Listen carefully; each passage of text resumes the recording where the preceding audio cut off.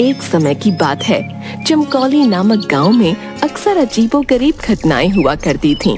गांव वालों का मानना था कि उनका चमकौली गांव शापित है।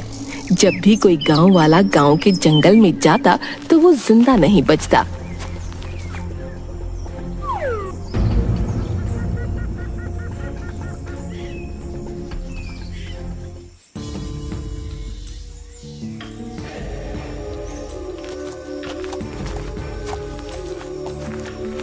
एक दिन गांव का चंदू किसान अपनी गाय के साथ जंगल के रास्ते होते हुए गांव जा रहा था। अरे रात काफी हो गई है, मुझे जल्दी निकलना चाहिए था, लेकिन ये गौरी जंगल में चरने लग गई और देर हो गई। गौरी, अब चल जल्दी से, इस जंगल में बहुत अनहोनी घटनाएं होती रहती हैं। चंदू डरता हुआ अपनी गाय के साथ थोड़ा आगे बढ़ता है तो उसे पेड़ के नीचे एक बुढ़िया घूंघट ओढ़े दिखाई देती है, जो देखने में काफी डरावनी लग रही होती है।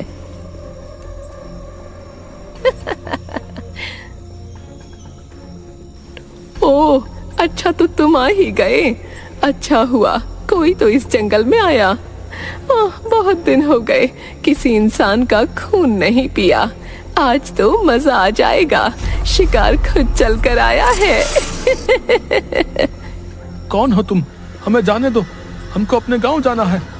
ये सब सुनकर चंदू बहुत डर जाता है और वहाँ से अपनी गाय के साथ भागने लगता है।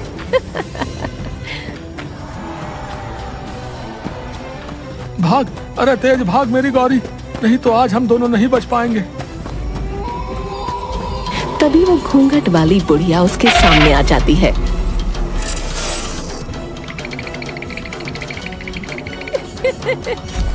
अपने लंबे लंबे नाखूनों से चंदू को मार डालती है, उसके बाद उसकी गाय को भी।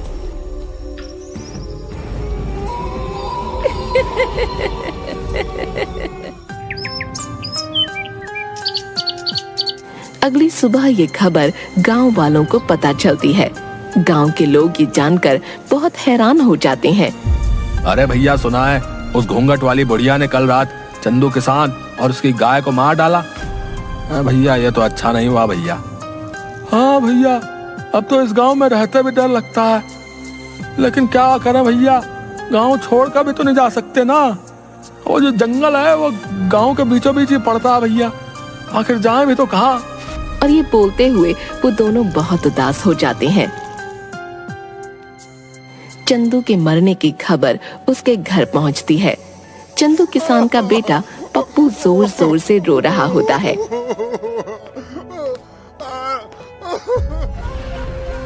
अरे अरे, अब बस भी कर दे रोना तू। तेरा बाप तो तुझे छोड़कर चलता बना मेरे ऊपर। आखिर मैं कहाँ से खिलाऊंगी तुझे रोटी?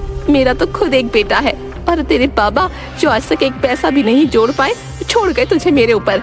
नहीं नहीं, अब मैं तुझे अपने पास नहीं रख सकती। हाँ, निकल जाए यहाँ से। अरे हाँ माँ, निकालो इसे यहाँ से। पिताजी का सबसे लाडला बना फिरता था, अब आएगा मजा। अरे नहीं नहीं माँ, ऐसा मत कीजिए, मैं आखिर कहाँ जाऊंगा माँ? ऐसा मत कीजिए माँ, पिताजी के बाद अब आप ही मेरा सहारा है माँ। अरे वो सब मैं कुछ नहीं जानती, समझा? तुझे इस घर से जाना ही होगा, जा यहाँ से। जिसके बाद पप्पू वहाँ से बड़े उदास मन से चल देता है।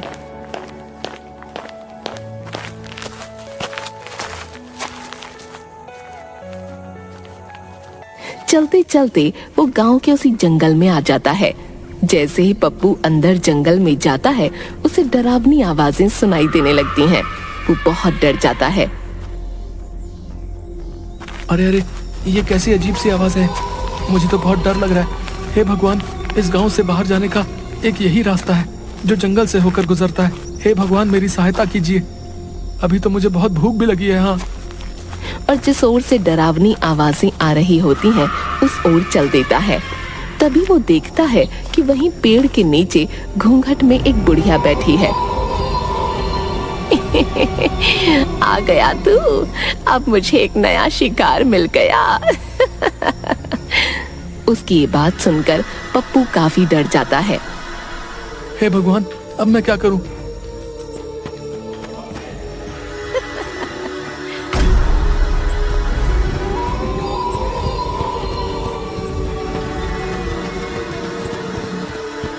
तभी भागते भागते पप्पू एक गड्ढे में गिर जाता है।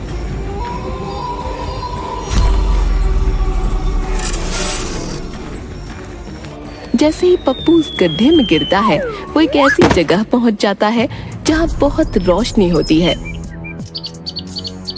काफी बड़े बड़े पेड़ होते हैं और उन्हीं पेड़ों के पास एक बहुत ही सुंदर नदी होती है।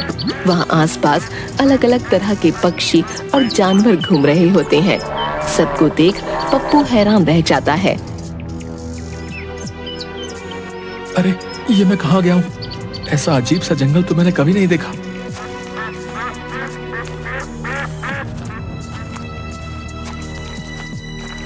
तभी वो थोड़ी दूर चलता है कि उस जंगल में गांव के वो लोग जो मर गए थे पेड़ से बंधे थे और साथ में पप्पू के बाबा भी थे।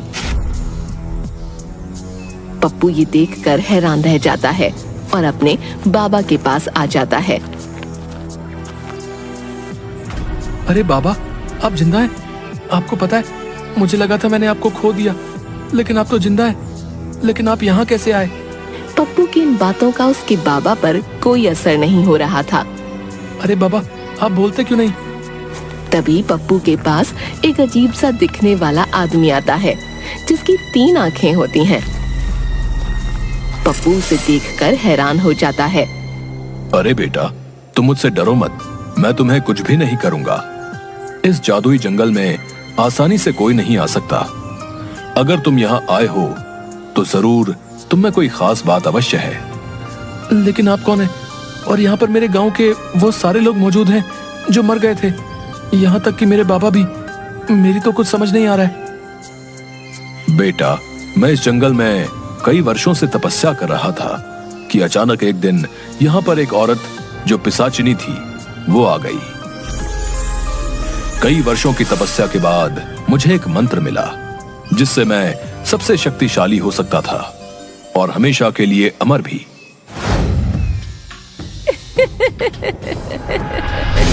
लेकिन इस बात की खबर उस पिशाचिनी को लग गई और यहाँ मुझे मारने आ गई।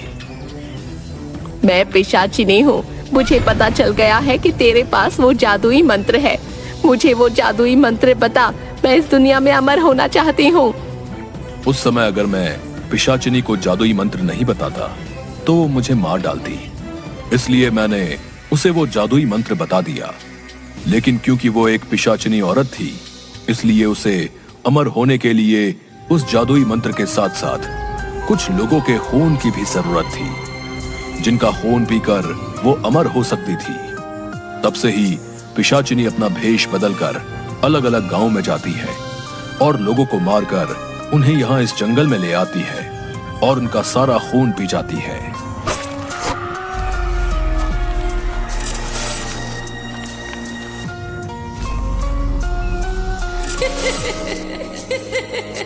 तीन आंखों वाले आदमी की ये बात सुनकर दंग रह जाता है। तो क्या अब मेरे बाबा और मेरे गांव के सभी लोग कभी जिंदा नहीं हो पाएंगे? बेटा, जिंदा हो सकते हैं, लेकिन इसके लिए तुम्हें एक कठिन राह से गुजरना होगा। वो घूंघट वाली औरत ही पिशाचिनी है जो तुम्हारे गांव के लोगों को मारा करती है। अब बस उसे कुछ ही लोगों के खून की जरूरत है, जिसके बाद वो उस जादुई मंत्र से अमर हो जाएगी। अगर ऐसा हुआ तो तुम कभी भी अपने पिता और बाकी गांव वालों को कभी जिंदा नहीं कर पाओगे। सिर्फ एक ही रास्ता है जो उस घूंघट वाली पिशाचिनी को अमर होने से रोक सकता है, लेकिन राह बहुत कठिन है। मुझे वो राह बताएं। मैं अपने बाबा और गांव वालों को फिर से जिंदा करना चाहता हूँ। बताएं मुझे क्या करना होगा।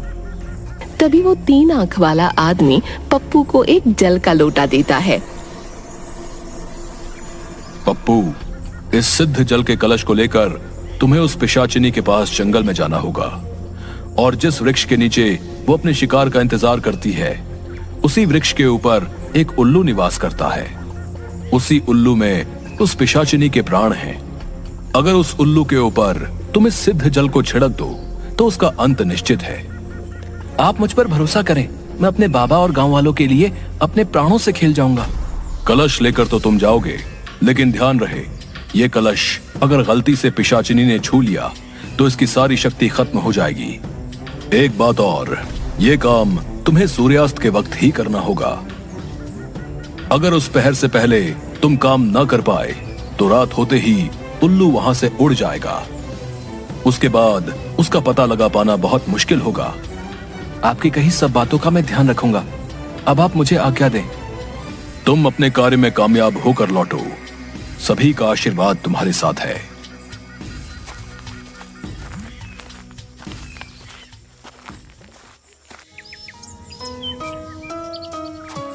उसके बाद पप्पू जंगल में ठीक उसी जगह सूर्यास्त से पहले पहुंच जाता है। मैं उस पिशाचिनी को किस तरह इस पेड़ के नीचे से हटाऊं? अगर मैं इसके सामने गया तो ये मेरे पीछे पड़ जाएगी और इस कलश को भी तोड़ना चाहेगी। हे भगवान, मेरी मदद करो। तभी उसके सामने उसकी गाय गौरी, जिसको पिशाचिनी ने मार दिया होता है, वो आ जाती है। अरे गौरी, तुम आ गई। हाँ पप्पू, मैं तुम्हारी मदद करने आई हूँ। अब मैं तुम्हारा रूप लेकर पिशाचिनी के सामने जाऊंगी, जिससे वो मेरे पीछे भागेगी। तब तुम पीछे से जाकर उस पेड़ पर बैठे उल्लू पर इस सिद्ध जल को छिड़क देना, जिससे ये पिशाचिनी का अंत हो जाएगा। ठीक है, मैं बिल्कुल वैसे ही करूंगा। उसके बाद गौरी पप्पू का रूप ले लेती है। पिशाचिनी के सामने जाकर, इधर देखो बूढ़ी पिशाचिनी, आओ मेरे पास। अरे ये क्या देख रही हूँ? आज मेरा शिकार मुझे खुद बुला रहा है। आज तो आनंद आ जाएगा। उस दिन तुम कहीं भाग निकले थे, आज तुम्हें कोई नहीं बचा पाएगा। हाँ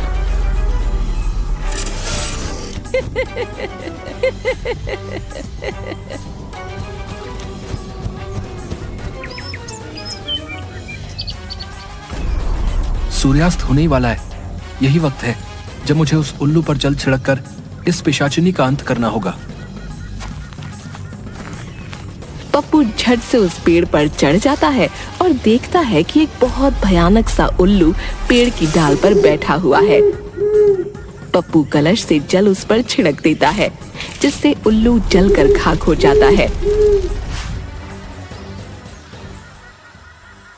और वहीं दूसरी ओर पिशाचिनी गौरी के पीछे भागते हुए जलने लगती है। अरे ये क्या हो रहा है? मेरा शरीर कैसे जल रहा है? धोखा, मेरे साथ धोखा हुआ है। नहीं, किसी को नहीं छोड़ूंगी। बचाओ।